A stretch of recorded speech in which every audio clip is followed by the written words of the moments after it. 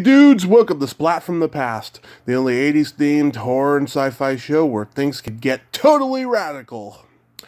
Now today, I will be welcoming back my good friend Victoria Racimo, who you all remember from Ernest Goes to Camp.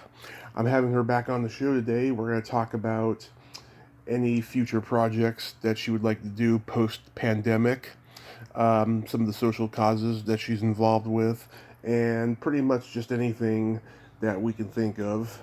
I just adore Victoria. She is such a great lady, and she has done so much in her life, and she's just very inspirational and just great to talk to. And it's going to be great to have her back on the show today. So, here is my new interview with Victoria Racimo.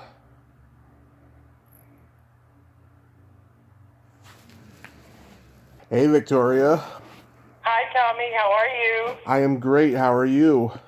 I'm good, good. Welcome to your new speaker landline or whatever the gizmo is that you've got going. Oh, the recording, is new. Yeah, but Good. It's still the same landline. Oh, okay. Okay, good, good. So everything good by you? You've been busy? I've been very busy doing the podcast. Yes, I'm going to be doing my 1,000th interview later today. Oh, well, you mean I'm 999? You were $5.99 and now you're $9.99. Oh, okay. Well, that sounds like a bargain, huh? Yeah. That's perfect. Yeah. Okay. How are you holding up in this clusterfuck pandemic we're in? I'm doing pretty well. I'm doing a lot of listening to audiobooks. Yeah. Maybe listening to a little bit too much news. Mm-hmm. Taking walks, totally masking, totally keeping distancing as vigilant as possible. Even having here's a plug for Amazon. Mm-hmm. Having deliveries every couple of days and wearing a mask, wiping down. Maybe I'm getting a little too paranoid, but wiping down the groceries and wiping down boxes of cereal, letting them sit for a while and then putting them away. Yeah. Because seriously, and don't laugh. I hear you laughing. But seriously, we really don't know how long the germs last. We don't know how they're transmitted. We have ideas, but we're not sure. And to me, the science does spell out the basics. It's the same as if, you're in a room with somebody who has the flu. You're not going to go and hug them. Right. So you're going to stay away and say, okay, here's your cup of tea, and then leave. So as far as answering your question, I guess that's about it. I'm just having a reflective, as normal as I can make it time, connecting with a lot of friends, which is wonderful. It actually has given a lot of people a chance to do things that they've been always putting off. Like, I should call so-and-so, see how they're doing. Maybe you didn't speak since last Christmas, Yeah. So I think in a way, it's a good thing. Unfortunately, not for the people whose lives have been impacted perilously and direly, but it is it's actually come out with some good things for all of us to look at when it's all said and done. Yeah. Oh my God. Yeah. I had a very difficult summer because my mom got hurt, but she's doing much better now, fortunately. But I've been so lucky. This has been like the best year for my podcast. I've gotten to interview icons. I talked to Ed Asner back in August. Great. And it was great. Yeah. I'll tell you, I'd rather talk to journeymen than stars because stars don't really open up to you unless you're Larry King or Barbara Walters. But it was great. It was such an honor, and Sure.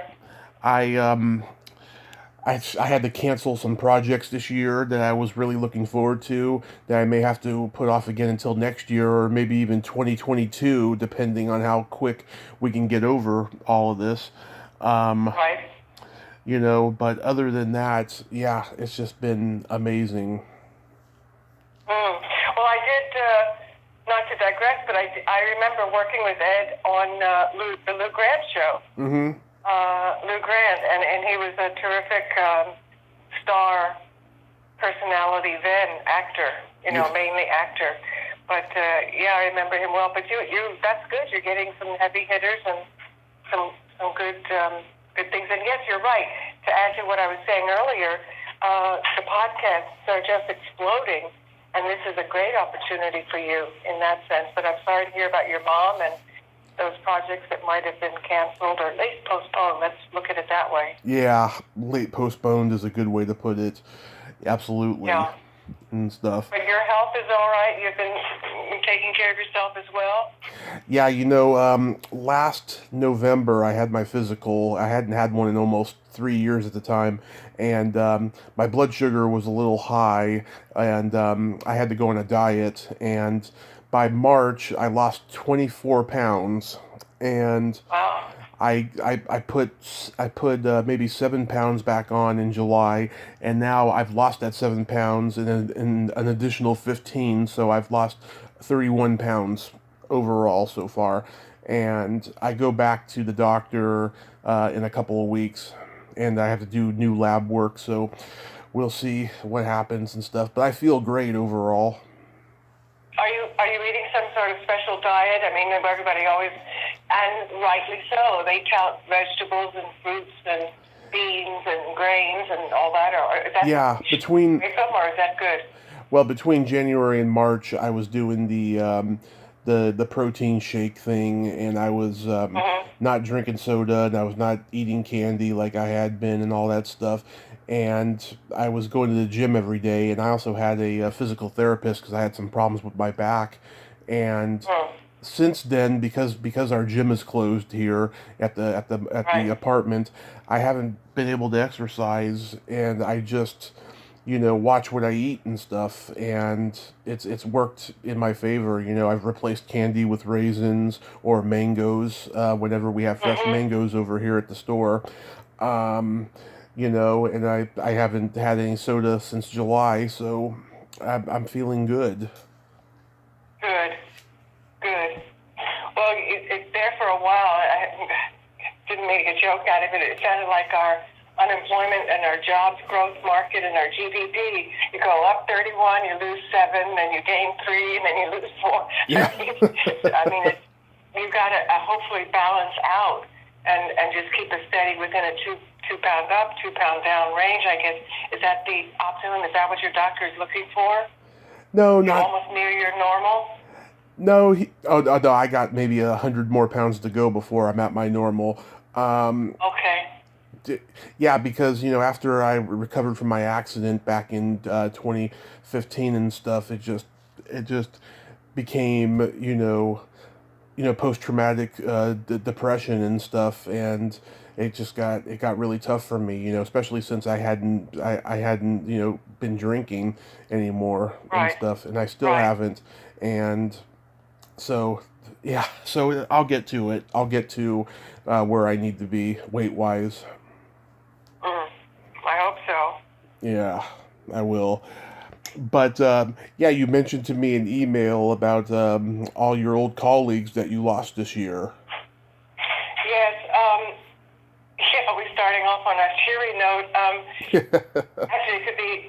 Actually, let's look at it as a celebration note instead. Actually, because every year, either it's the Tonys, the Oscars, and the Emmys, maybe even the Grammys in a way, but the 3 big ones every year, of course, somebody you've worked with in some capacity has passed away, and it's a beautiful thing the way they do the memorials for all the 3 award shows. But this year, as we get older, the preponderance of those who you've loved and worked with, or in some way, they've passed on, and then you see their name up on the screen, and you just go, oh no.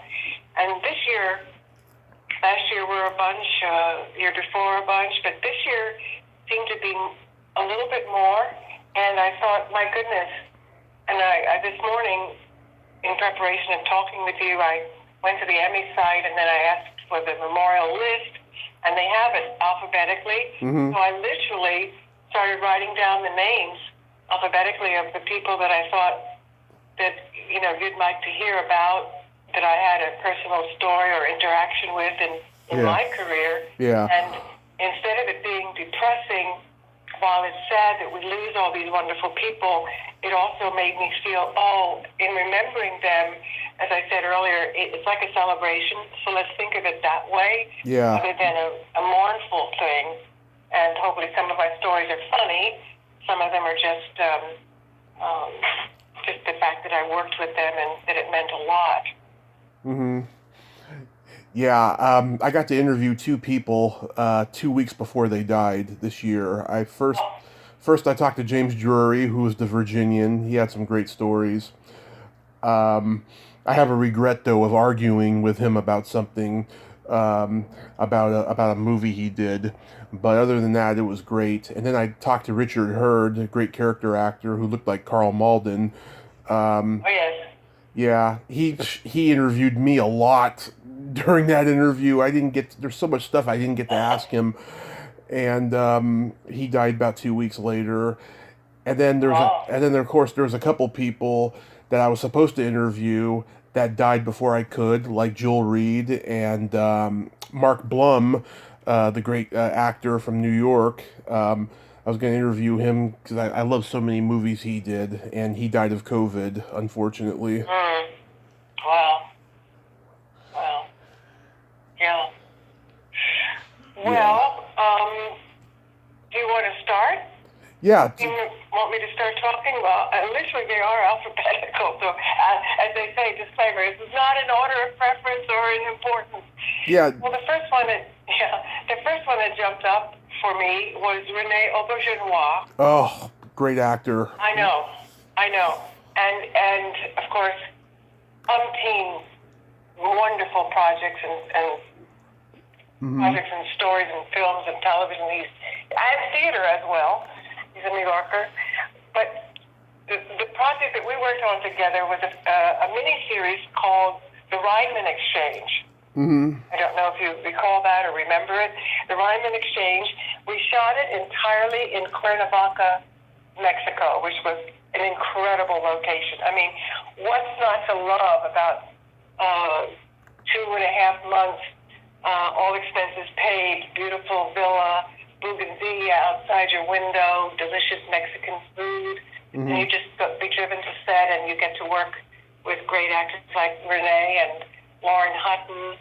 Yeah. We had a wonderful cast. So the wonderful story I have about Rene is most people love and know what Lauren Hutton looks like, famous model turned actress. Yep. But she always was famous for that space in her teeth. Remember that little front space? Oh, I have one too. Yeah.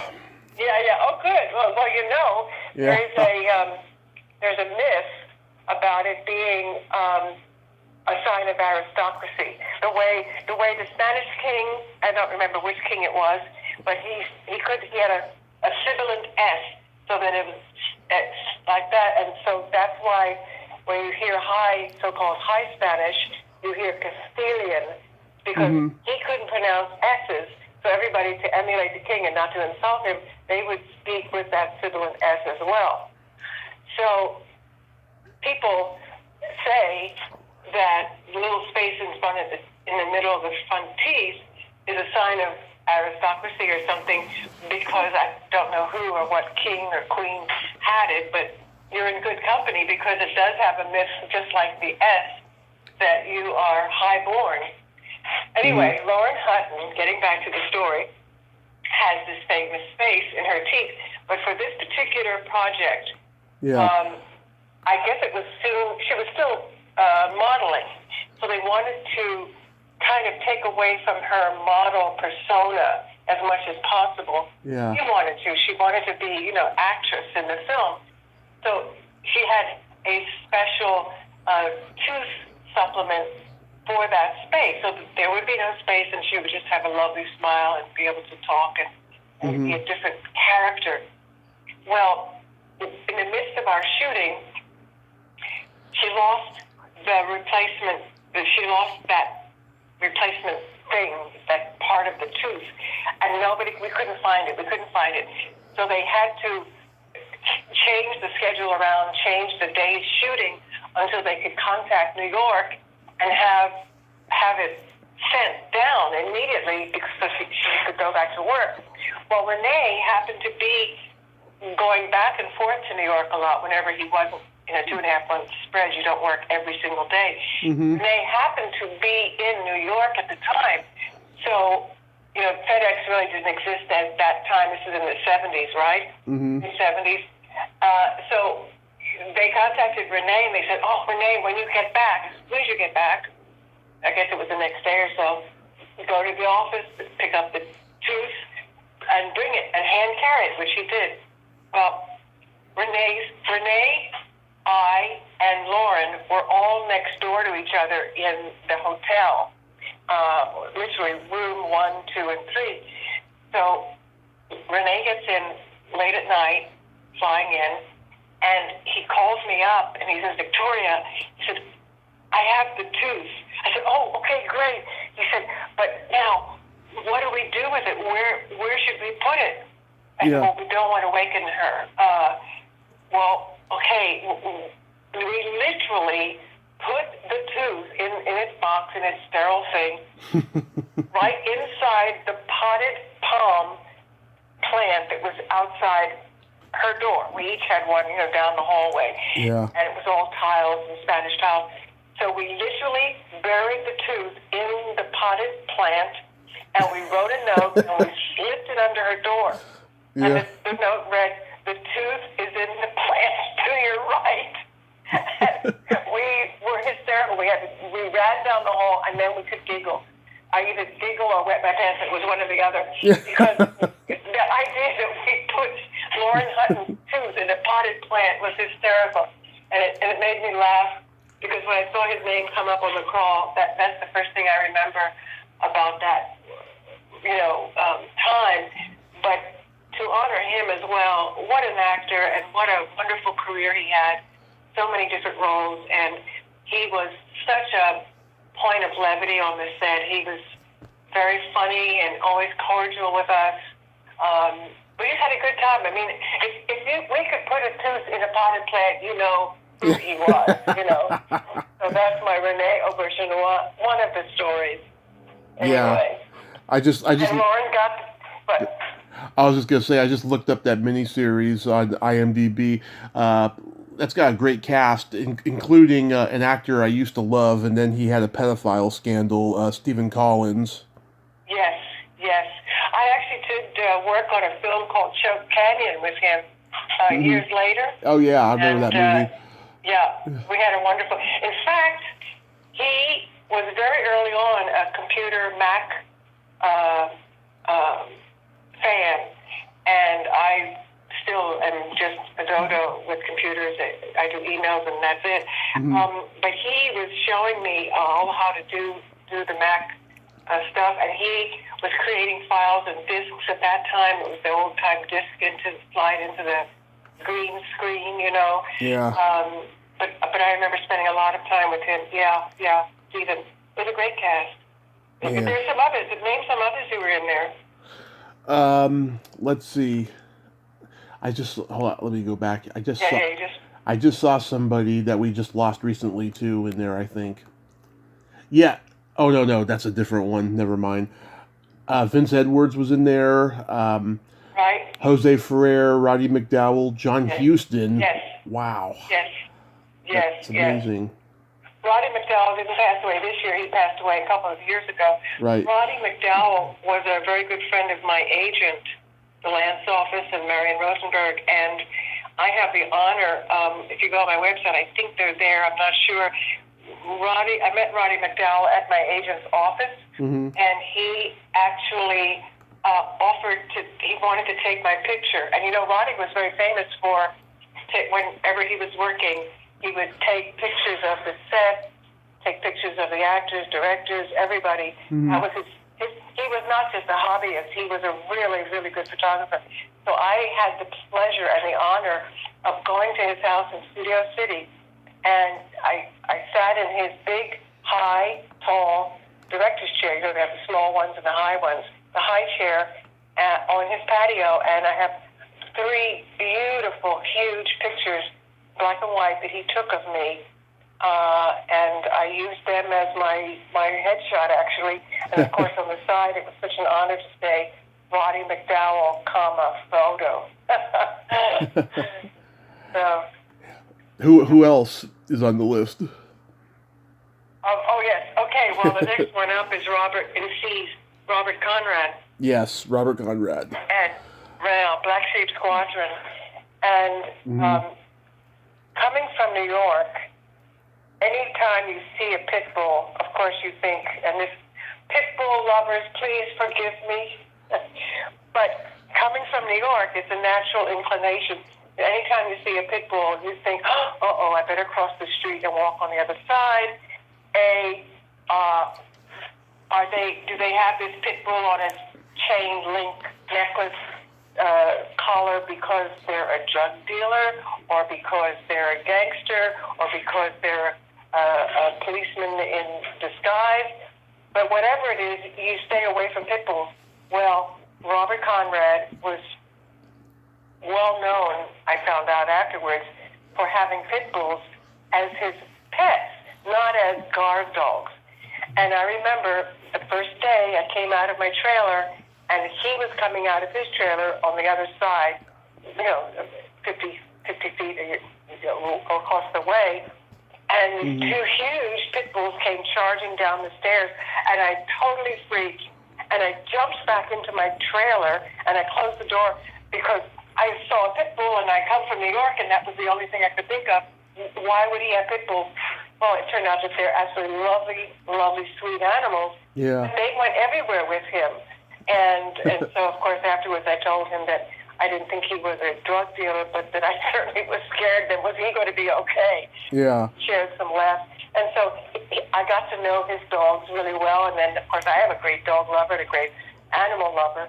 So then I was able to deal with it. But I still was uneasy, I must say. Yeah. That was my Robert Conrad adventure, first meeting him. He did an interview for the Archive of American Television back in like 2006, and he had that car accident in 2002, I think, where his shoulder, I guess, was paralyzed, and in the interview, you could tell that, he was just not the same anymore, but he was still sharp. He still remembered things, and it was a great interview. But yeah, it was pretty bad though. Yeah, so that was a loss that we had, and then the next person. I didn't work with him, but I thought it was an interesting. I had an interesting reaction to this. You know the name Robert Evans, right? Of course. Of course. So for the audience out there, Robert Evans, famous producer for Paramount, chairman head of Paramount many years, and first of all, he produced Chinatown. He produced Marathon Man with Dustin Hoffman, Rosemary's Baby, right? And Love Story was done under his aegis. So here's a major Hollywood mogul, and they didn't get any bigger in his day. Yeah. And he was Mr. Hollywood. Well, toward the end of my really, really hot acting career, I was sitting in the lobby of ICM in LA, obviously, and I was waiting to meet with somebody upstairs, and in walks this gentleman, and he has sunglasses on, and he goes to the reception desk, and he says, I'm here to see so-and-so. And the gal behind the desk doesn't look up, right? She's in her 20s, maybe right out of college, a millennial, and she doesn't look up, and she says, name? And he says the name of who he's supposed to see. And she says, no, I mean your name. Doesn't look up, and he says, Robert Evans. Robert Evans. I see. Okay, and you're to see who? And then he repeats the name, and I could feel this indignation, but he had to hold it at bay because he was no longer Robert Evans, chairman of Paramount Studios, Mr. Hollywood. But the fact that this, and I'll call her girl, to me behind the desk, not looking up, not giving him recognition, and not knowing who Robert Evans was, blew my mind. And I almost jumped up and I almost used some swear words and said, don't you know who, he is? But I didn't. I held my tongue. And then she said, that's fine. And then she punched in to so-and-so. And this is the gall to say, hey, Mr. Evans is here to see blah, blah, blah, blah, blah. And then that was that. And I could see him seizing, but holding it down. And then he went and sat down on the other side of the lobby. But I thought to myself, gosh almighty, having run Paramount Studios, what would I feel like if this secretary assistant person didn't even have the respect to look at my face? And then to be working at ICM and to not know your film history was appalling. And I must say that today I find that severely missing. The young folks today, filmmakers and non-filmmakers and just audience people, they don't know who Betty Davis was or William Wyler or they say who, and this is your history. It's like saying who Abraham Lincoln was, who Dwight Eisenhower was. Mm-hmm. These were the people who made history and made our legacy. And so anyway, that was to me a wake-up call to how the mighty fall, not because they did bad things, but just because time marches on. And I felt badly for him because, gosh, to be Robert Evans and not have anybody know who you are was pretty appalling to me. Yeah, that is pretty appalling. One of my favorite stories about him, the horror movie director Wes Craven was at his house, and I think they were in talks about working together at one point. Huh? And Robert Evans was showing him a projected film, and he had a heart attack right in the middle of it, in which he fell to the ground. And years later, Robert Evans said, I can't believe I scared the shit out of the master of horror. Oh, yeah, but Wes did live on, I hope. Yes, that wasn't the end, right? Not that moment. Robert Evans, he probably, I don't know what year this was, but he lived a long time, and then Wes died 5 years ago. Yeah, that's what I meant. That's who I meant, Wes Craven. He did not die at that moment from the heart attack. Oh, no. No. Robert Evans had the heart attack. Right. Okay. Yeah. Right. Okay. All right. Yeah. Well, the next person is going to be very sad for me, Robert Forster. Another one. Yeah. Yeah. Bob, well, as you know, I did Journey Through Rosebud with him in 1971. Yeah. And Tom Grise, who directed Will Penny, was our director. Mm-hmm. It was, I don't know if you've seen the film, it was a sort of a groundbreaking film.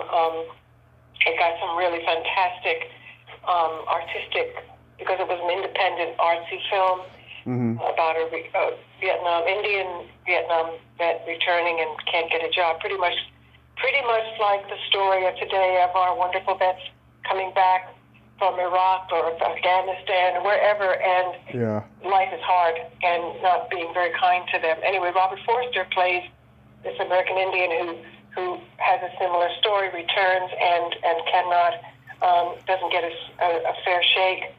And he and I are married. He's my husband. And of course he went on to do all these famous Quentin Tarantino films. And he had a lull in his career there for a few years and then started coming back because of Tarantino. And he was such a wonderful actor and such a beautiful human being. He did Medium Cool. I think you might remember that. That's a great movie. He got known. Yeah. He got known for that, and he had some really wonderful Jackie Brown. films in his. Yeah, Jackie Brown. Yes, those were all. Anyway, the story I wanted to tell about Bob, aside from working with him day in and day out for 2 months, we shot entirely on the, for the most part, on the Rosebud Reservation in South Dakota. Our team, the compound was in the Winner, South Dakota, some little motel, some little town. But then we would actually shoot on the Rosebud, we were one of the first and maybe like the only, because very shortly after that was a very famous South Dakota uprising, AIM, the American Indian Movement, and the occupation of the Rosebud Reservation to prove a point. And the famous Rosebud, the Wounded Knee massacre was very near where we shot at the location. But Robert the Indians loved Robert so much for trying to portray an Indian correctly and well. At that time, there weren't many Indian actors, so is it today politically incorrect? Yes. But at the time, there wasn't any real Indian who could portray the depth and scope of Robert's character. So they gave it their blessing that he would portray an Indian. So much so that close to the end of our shooting, maybe 2-3 weeks out, they gave the high honor of giving him a ceremony, a tribal ceremony, in which they did give him an honorary Indian name. Now, I can't pronounce the Indian name, and I don't remember what it meant, but they did give him an Indian name, and in order, like the sun worshiping thing that you have to do to prove that you're a man, the induction ceremony, he had to run a certain amount of miles. It's not a 26-mile run, but he had to do this run through the reservation in moccasins. And he did do this run. And I think somewhere in my vault of all my paraphernalia, I have pictures on an old camera of him coming up to the reservation, coming up to the hill. And in order to qualify to get this name, he had to do the run. And he comes up to the hill, and then there's the chief, and then everybody around him. And then they give him the robe and give him the name. And it was really, truly a phenomenal experience, because that doesn't happen every day. Yeah. So that was a very important memory of Robert. Nice. Aside from the fact that he was a generous co-actor. Yeah.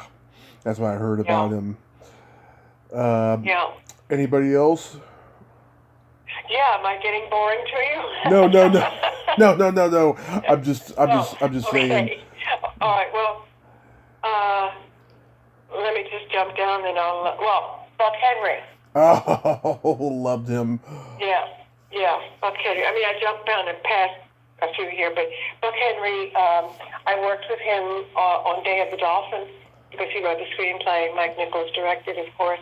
Yeah. He and Mike had worked together on Catch-22 with Alan Arkin. And The Graduate. And The Graduate, yes. Mm-hmm. So it doesn't get any better than that either. Of course, if I'm talking to the millennials, you know what The Graduate is. You know what Catch-22 is. But Buck was a really dear human being, very funny, very, very funny. He had a dry, sarcastic wit, even off-screen on the set. And I remember how every day he'd be reading the New York Times, and we'd be sitting on the beach. We shot it in Abaco. What a luxury to shoot in the Abaco for 4 months, Abaco, Bahamas. But no specific run-in memory, except once Leslie Charleston, Leslie Charleston from General Hospital? Yeah. Leslie Charleston and I dared each other we wanted to tease Buck. So we tried to break into his, we each had little villas on the beach from the hotel, and like 2-person, 3-person villas. And so we tried to break into his villa and steal his newspapers, because he was always reading the New York Times and the Herald Tribune and LA Times, and that's all we saw him behind, the newspapers. He's a news hound. Mm-hmm. And so we tried to break into which we did. We broke into his little villa and stole all his papers for just a prank. But I was so sad, obviously, to see his name come up there. because it was a couple of years ago that we actually spoke on the phone and had some funny times. I don't know if I should say this on the air. You can cut it out, but that was the days of the answering machine. Yeah. And one time I remember calling him up, and I got his answering machine, and I'll tell you what his outgoing message was. I won't tell you who was president, but this was his outgoing answer on the thing. Okay. He said, okay, we're here at the press conference, and Mr. President,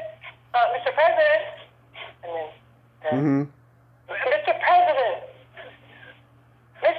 President, hey, asshole. and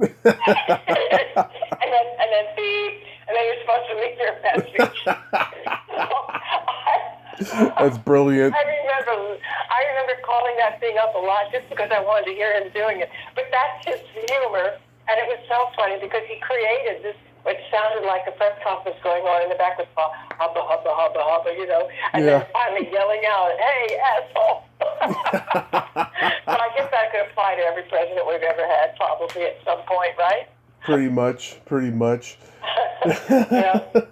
That is brilliant. Yeah, another big one, another really, really, really big one, Jimmy Lipton. Mm-hmm. Actors Studio. Oh, James Lipton, yeah. Yes, James Lipton, sorry. The Actors Studio, inside the Actors Studio. Well, I think probably James Lipton, after, I was in Flower Drum Song as a child, but one of my first TV things was The Doctors on NBC. Yeah. And he was the head writer at that time for The Doctors. Mm-hmm. And he actually, I think, was the consenting voice that actually put it over the top and said, no, I want Victoria to play, and my character name was Tia Mahala. Mm-hmm. So I actually got to work on the soap The Doctors, and we shot that live, if you remember, live. And that was quite, people pay to learn stuff that you learn doing stuff live like that. There was no going back and saying, oh, I forgot my line, or, oh, can I do that again? No, it was live, 5, 4, 3, 2, 1, go. So he and I stayed in touch through the years. We would have dinner maybe once or twice a year. And, of course, he started the Inside Actors Studio, which is a fabulous show to interview and talk with all sorts of people in the industry, cinematographers, actors, writers, everybody. And we had dinner together in the village near his house just a couple years before he died. And I just remember him as being a very generous and very intelligent, super intelligent person. I would almost have to do homework before I knew I was going to have dinner or lunch with him, because I knew it was going to be high octane. Yeah. And you know how when you play tennis and you play with somebody better, your game gets better. Well, my brain would get better every time I'd head home after having dinner with him. Yeah. Because it would have expanded, and there were a lot of more molecules that got created from him. So I really enjoy his company. Another person who passed away that shocked me kind of is Carol Lilly. Do you remember her? Carol Lilly. Mm-hmm. Yes, Poseidon Adventure and all sorts of things, Harlow and Her to Paying Place. Well, I went to professional children's school in New York City. Yeah. And she did a film with Brandon DeWilde and that Blue Denim on Broadway and then in the film. And Brandon DeWilde made Shane when he was a young boy. And he and Carol were in school, the same school I was in, a couple of grades, down the line, ahead of me. But I remember so well them in school, and so I was shocked to see Carol gone. I think it's enough with talking about all these people. But so every year we lose important people. And then, of course, all the people you see behind the scenes, the costumers, the script assistants, the VPs, the production designers, directors, writers. So, Oh yeah, yeah. it's insane. Yeah, with all the people we're losing. Yeah, Yeah. this summer I talked to Daniel Butler, who played Eddie in Ernest Goes to Camp. Yes. Yes, he said that you were an absolute saint on that set.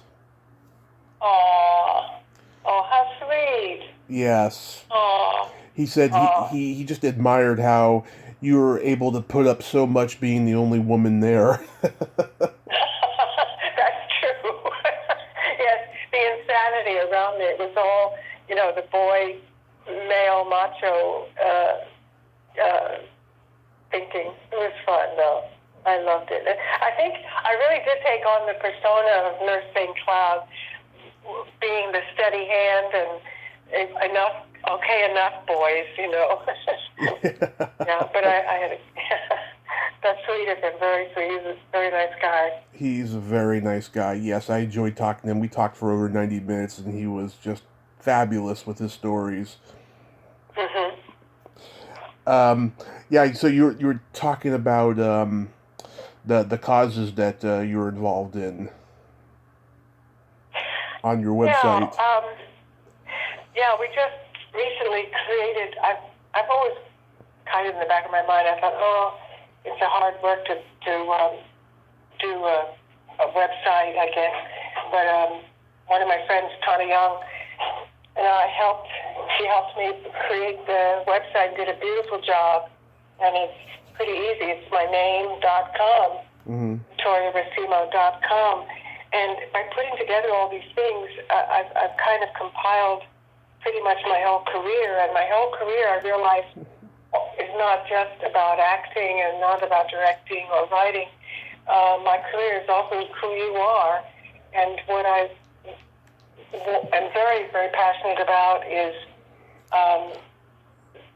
taking care of and respecting animals, and the fact that animals are creatures that we're not sure if they have souls or not, but from behavior, from the time I worked with Mike Nichols on Day of the Dolphin, I mean, we know the intelligence of the dolphins. We know that they can speak thousands of miles apart. They communicate. We know and are trying to understand how whales communicate across thousands of miles. And we know what the story of Jane Goodall and the monkeys and the chimpanzees. We know that these animals possess something that we still can't comprehend totally, but maybe not quite a soul, but it's very soulful. And so one of my causes, it's a strange word, causes.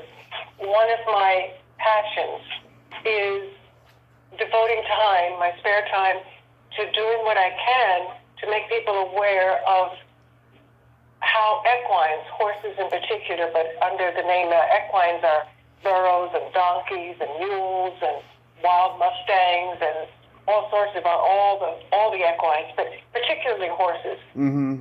So I found myself really trying to help people understand that horses are a source of inspiration. They are the backbone of how this country was built. They are the backbone of how, since ancient times, how countries, wars were won or lost, from the farmer to transportation to pleasure. They are vehicles for us. And most importantly, we must respect them in return and give back to them what they've given to us.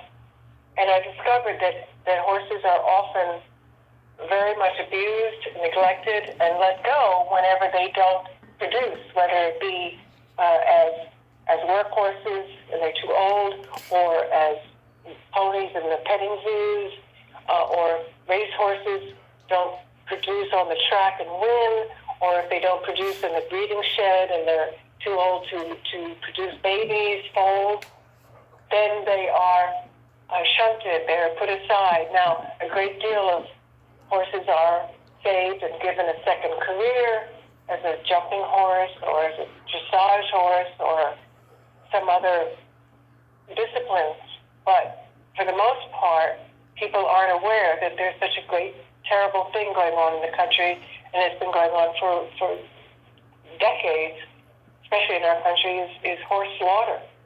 Because there's nothing to do with the horses when they don't have any meaning anymore, or aren't good for anything.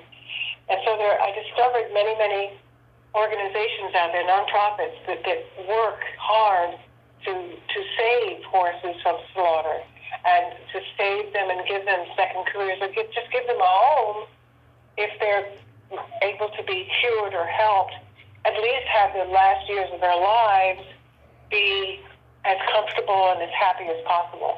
And so those are the things that I've been trying to make people aware of, either through lectures and speeches, campaigning, for all the breeds, not just race horses or, as I said, wild Mustangs. So those are some of the things that I've been doing. And as you know, I made that film called One Day about a particular retirement haven for broodmares that came about by an accident, I should say, by fate, and how one woman made a difference in saving one champion horse out of sheer serendipity, and that 21 years later founded our Mims Retirement Haven as a place that broodmares, the ones who give birth to these horses, champion horses or whatever, go when they are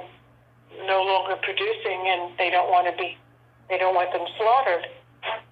So I care very much about horses. I find that, do you know that horses know when one of theirs passes away?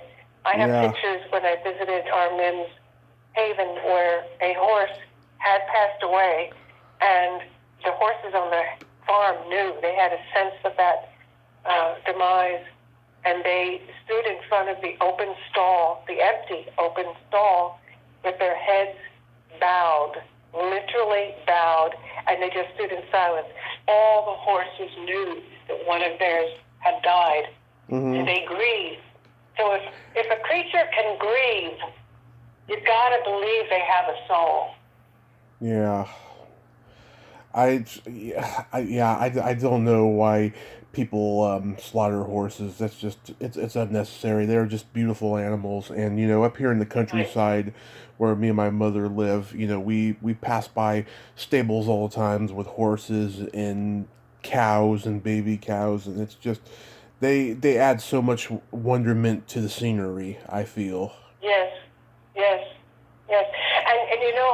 And racehorses are given drugs just like we humans are, whether we have a cold or this or that. But those drugs that are in their body are to help them not feel pain or arthritis or an injury or antibiotics. Those medicines are not good for human beings. So sending them to slaughter, they send them to slaughter to make meat food for human beings. They ship it across the country to the world. And those people, we're sending horse meat, or we're sending horses to become food for other nations, other countries. And so those people are eating food contaminated with medicines that are toxins to those people. Yeah. Ugh. In other words, they shouldn't be eating the meat. It's like us. Why would we want to eat from the grocery market meat that we know is contaminated with something? Well, we wouldn't, would we? That's why we have the FDA, hopefully. Yeah, it's disgusting. Weren't you going to send me a copy of One Day? Yes, my goodness, yes. Will you give me your address? Email me your address. Okay. Yes, please, yes. Yeah. Josh Charles, the actor, is the narrator on the film. Oh, Josh Charles. Oh, that's right. You did tell me that. Yeah. Yeah, that's so cool. I was reading on your website at one point you were going to do an opera of On the Waterfront. Yes. Yeah. What happened with that? Well, okay, that is, oh my God, what a great project that would have been. This was about 5-6 years ago. Phil Goldfarb and I, were able to get from Bud Schulberg, as you saw on the website, the rights to making an opera out of On the Waterfront, which is a phenomenal film with Marlon Brando, as you know, and story, and it's so operatic. What happens in this world of opera, we won't talk about now during the pandemic because we know what that means, is that even the Met can't look at a season until 2022. It takes more than a village to make an opera. In the old days, an opera company could say, "Oh, we're going to commission so-and-so." They would have Puccini make an opera, and he writes an opera, and then it gets done. But today, not one studio can make a picture, or one cable company can make a picture. It has to be several groups, a conglomerate. So today, you cannot make one opera without having 5 or 6 other opera companies on board to join in, either in some aspect, whether they have a run guarantee of exit performances, or they provide funding for the singers, or there's some aspect that they'll be involved in financially. So it takes at least 5 to get an opera even fully commissioned, the green light to go ahead and make it. Well, first you find the right composer, the right librettist. It's just like pitching a film or a television show. You get so-and-so interested, and then you take that to the network, and they say, "Oh, if you can get so-and-so, that's great. We'll go for it." Well, we got Tobias Picker, who's one of the top composers. We got J.D. McClatchy, who was president of the American Arts Association Society, major writer, nominated for the Pulitzer 2 times, to write the libretto. I took it to the Virginia Opera to start out with as one of the companies, and they were on board. I actually had a meeting with Peter Gelb, who's head of the Metropolitan Opera, and he was interested. But in order for them to be interested, I had to find 4 more big opera companies. Theater of St. Louis, Opera Theater of St. Louis was interested. They again said they need. So it was a jockeying. It's like you get the dominoes. Yeah. So I wasn't able to get all 5 dominoes straight up before our rights, our option rights ran out. And unfortunately, we were very close. We were to the point where we had story meetings with Virginia Opera, and Tobias and J.D. actually started writing. I actually worked with J.D. on writing the first act. I have 15 emails from him about how the first act would go. But it fell apart because we couldn't get those 4 or 5 other opera companies in time. Which is sad, because the story is a story for our time. It's the little guy against the big world trying to make it better for his fellow human beings. Yeah, So, it's a timeless, universal story. It was such a great movie. Yeah, timeless, totally timeless. It's itching in the back of my head. I still want to do it. I still wish we could do it, but it would be very complicated to get the rights again, I guess. But now, Mr. Schulberg passed. But at the time, he was alive. Wow. And then he had passed while we still had the rights, but we extended our option, so we were still working on it after he had died. So what are you doing in L.A. during this crazy time? Well, actually, I came out here. I was thinking it was actually during the pandemic. I was brave enough. I was in the window when they thought travel was okay, but I came out all masked up and gloved up and secured. But coming out to try to drum up some interest, and we're doing it all via Zoom and via phone and FaceTime, things like that. A project, but now I'm here, and now I want to get back home, but now that they say it's spiking again, so I'll wait and see how it goes. So I'll probably get home in maybe the end of October, November, something like that. You have a place out in LA too? Right now, I'm hanging my hat with very dear friends. Oh, that's good. Yeah, I have lots of friends here still, very much so. Oh, that's good. I spent a big bulk of my life here. I spent 25 years here. Mm-hmm. My career, my acting career. Yeah, I mean, I've been trying to get out there to live for many years, and I'd like to when everything is safe again, and Yes. and some good opportunity comes my way, and hopefully it will happen next few years. I'm gonna be 40 soon, and Right. I'm just trying to bury all the stupid mistakes I did in my past so I can move forward. What stupid mistakes did you do?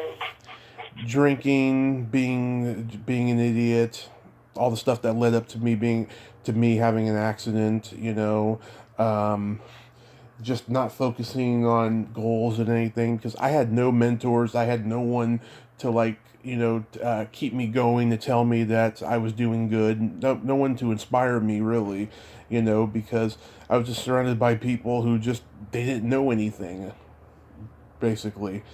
Broken people. Were you mostly up north where you are now? No, I'm born and raised in the Bay Area. I've only been here since 2017. Okay. I don't see myself living in Reading the rest of my life. It's not a great place to live. It's very conservative. The rules here are very corrupt. The laws are very corrupt. There's a fire every 5 minutes up here. It's just Yes. we just moved up here because we just had bad credit in the Bay Area. We couldn't get a place to live after my mom's ex put us on the streets pretty much. Wow, Tommy. Yeah. Well, much power to you. I mean, have you been hit by the fires up there? I mean, have you seen them? Have you smelled them? Yes, we had. Okay, so I got evacuated 2 years ago. My mother and my brother were up in the Bay Area, and I was all by myself during that time because they couldn't get down here during the fire. So I got evacuated. I was at my godparents' place, and then we had some fires over in Chico, which is 25 minutes away, and then we've had some up here, but nowhere near our area, so we're good. That's good. Yeah. Well, if you could wave a magic wand, what would you like to do? Where would you like to be? I would like to be in LA when things are safe. Quite possibly maybe even Las Vegas, or maybe even where my dad is in Marysville, Washington. Just it's anywhere but here, really. I don't want to go back to the Bay Area though. It's not the same Bay Area I grew up in. Right. Yeah. So. Well, your podcast is doing well, I think, and podcasts are just the hottest thing right now. I know I'm enjoying them a lot, and there's something there for you to really cash in on as you're doing. And you started it actually way before the pandemic, so you've got it going. Mm-hmm. Yeah. This has been like the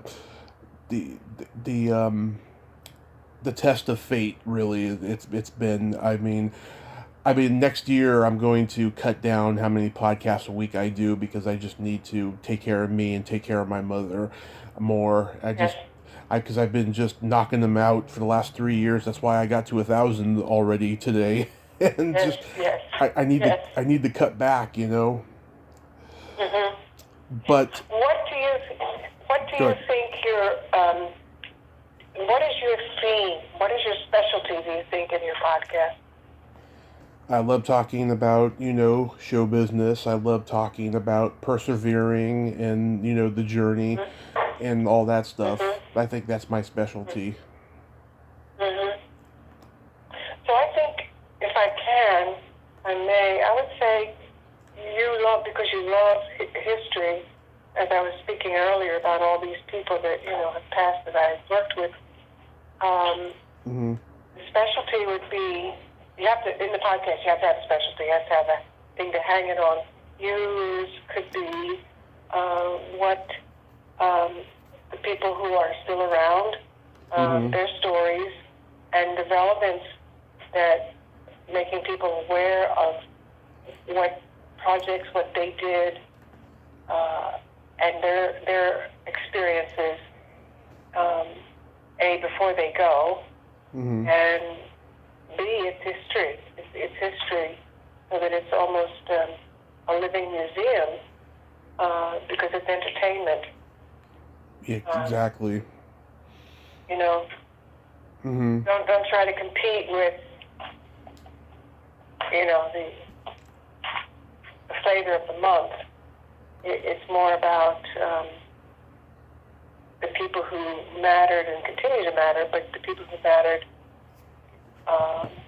before they go, before they pass on.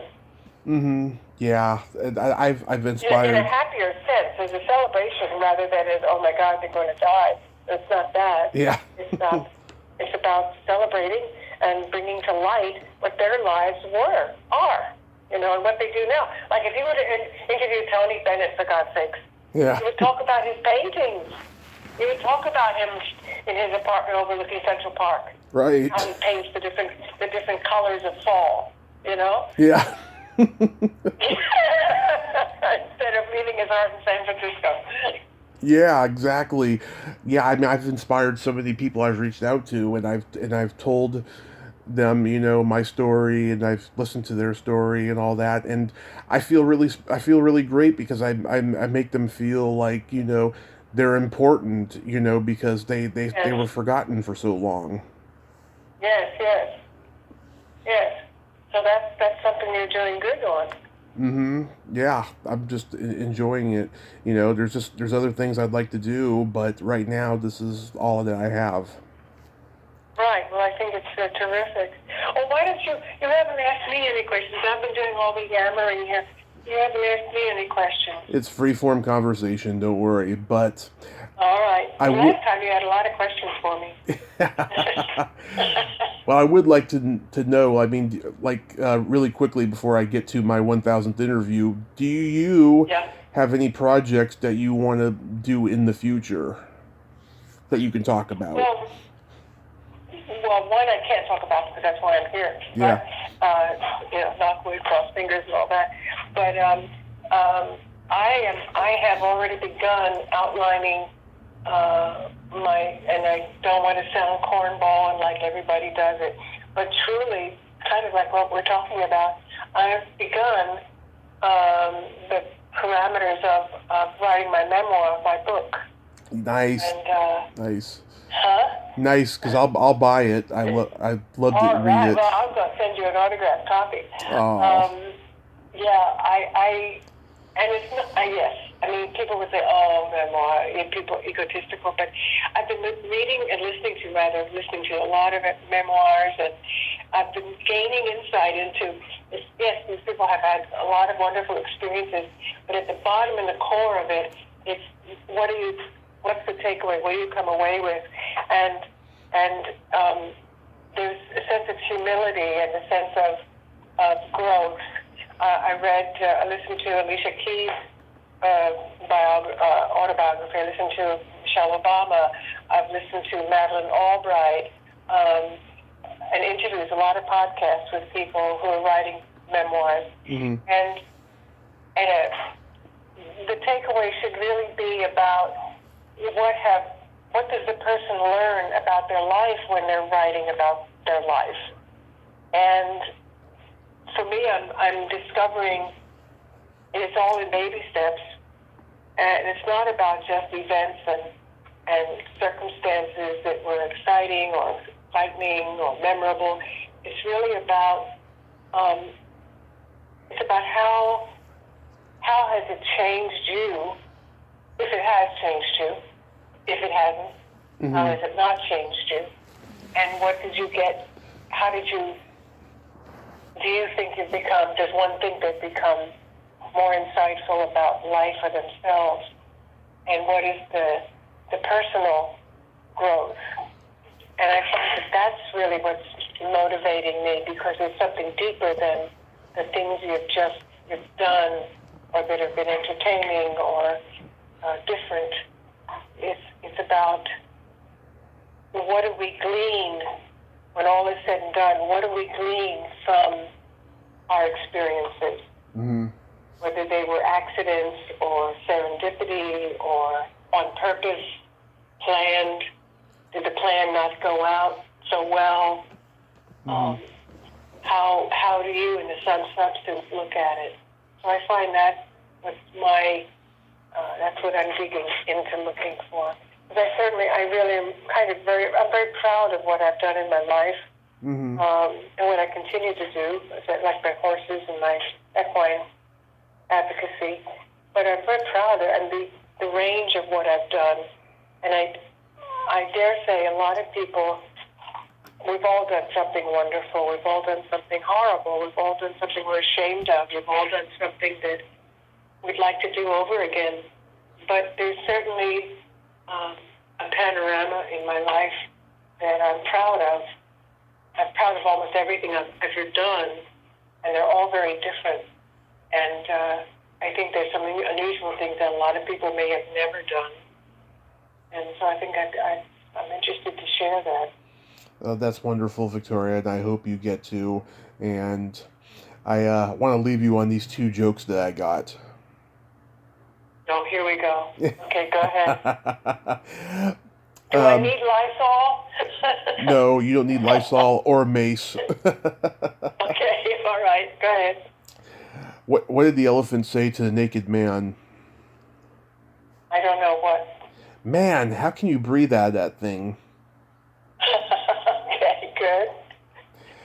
You know the difference between a golf ball and a G-spot? No.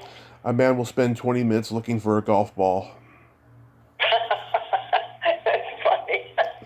Okay, you're good. Thank you. I love that. Yeah. Yeah. Yeah. So if you're still in LA at some point next year and stuff, let's get together when all this craziness is done. Absolutely. That'd be great. Take care. Yeah, and you're going to put this together, and then you'll have it up soon, huh? I'll have it up soon, yes. I gotta go right into my next one as soon as we're done. Yeah, you go and have a wonderful 1000th, and you can't tell me who you're doing, right? Oh, I can. I got the bass player for Janis Joplin's band Big Brother and the Holding Company. Fantastic. Peter Alpin, yes. I met him last year. Great guy, and it's going to be a great time. Great. Have a wonderful interview, and send me the link when you get it done. Yes, stay safe because we need you, Victoria, and just take care of yourself. You too, 100 times over, and your mom too. Thank you. Okay. Okay. Bye-bye. Bye. Bye-bye. Well, there you have it. Victoria Racimo. Ain't she a sweetheart? I just adore her. She is a gem. There's no other way of putting it. Victoria Racimo is a gem. Go out there and see her work when it's there and read it as well. If you like this video, everyone, please subscribe to my YouTube channel. Add me as a friend on Facebook. Join my Tommy Kovac comedian page on Facebook. Follow me on Twitter and Instagram and all that fun stuff. Well, that's all the time we have this week on Splat from the Past. Until next time, this is Tommy Throwback Kovac saying, there's no shame in living in the past because the present sucks. Later, dudes.